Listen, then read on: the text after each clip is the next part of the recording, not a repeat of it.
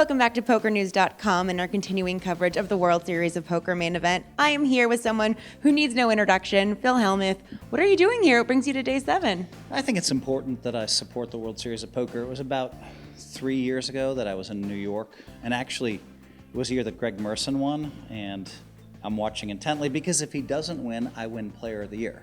If he does win, he wins Player of the Year. It was a big sweat, and I just thought, man, I need to be there. I can't ever miss another World Series of Poker. I think it's good when the legends are around, and I think it's important. You know, we show our support. So I think it's great for poker that I'm here. It's also good for me to be here, but it's also fun to watch. And you know, Cliff Joseph's a wonderful, wonderful guy, easy to root for. Griffin Benger, been playing with all summer. Tom Marchese. There's a couple of other guys that you know, I can't help but root for the guys that have worked really hard all summer for 8 weeks alongside me, just playing every day. And it's nice to kind of see, you know, their skills being rewarded. You're going to see the mixed game players also getting deep and no limit hold'em event as well. Yeah. It's just anybody, I feel like anybody who's been here working hard on their game, I kind of root for. That doesn't mean I'm not rooting against some amateurs. There's some great amateurs out there that will represent poker well. But it's just easier to root for the guys you see every day. And I think that 99% of them know that I love them. But I can be a little barky. How did you play that hand? Blah, blah, blah, blah. Now most of them see right through it. You make it really good TV. Like the Ari at 300K, it's so fun. Yeah, all right. It's good television. I get a little bit out of my mind, but it's great television. You know, you're passionate. You love the game. I do have amazing passion for the game, and I think that's sometimes it reflects itself a little bit too negatively, but I also think that 99% of these players, literally 90% of these players, expect me to be a little barky, and so it doesn't bother them. It's like, this is the way Phil is, this is the way he's going to act, it doesn't bother, all right. And then sometimes I see them laughing because they made me go crazy, smiling. I'd rather have that reaction than someone being like, oh, what did I do?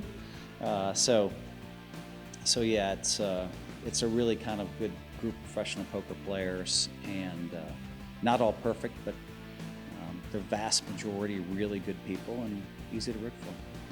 Are you going to do the live commentary again this year at the November 9? Yeah, I'm going to do the same thing that I did last year. It'll be me and Daniel and Kara will have a panel. So every 15 minutes, every 15 minutes we'll kind of come on between commercials and discuss what we see, who we think is going to win. And then, you know, Daniel sometimes just makes fun of me. That's okay too. He's good at it. As long as he's clever, I don't mind. Which is hit and miss sometimes with him and with all of us, of course. What do you like about doing the commentary live? Oh, I love it. I mean, they say, hey, listen, Phil, you're live in front of, you know, I've been on Anderson Cooper and there's 6 million people watching and I get all charged up. I'm like, ready, set, go, ready, set, go, ready, set, go. Live. And I'm like, yes. So I don't know, there's something about being live in front of millions of people that charges me up, and you just a challenge. You want to do your best. You're making a big impact, you know, because so many people are listening to you, and it's a challenge. And I think once you think you're good at it, and obviously I think I'm good at it. A lot of other things. Then it becomes fun, even more fun. So I kind of relish those moments where Daniel and I are going back and forth, and he's like, Phil running for president, and that's fun stuff for me. It was really fun. Well, you guys watch for Phil, ESPN November 9, coming to you actually October 30th, which is funny for the November 9, but stay tuned to ESPN.com and, of course, PokerNews.com.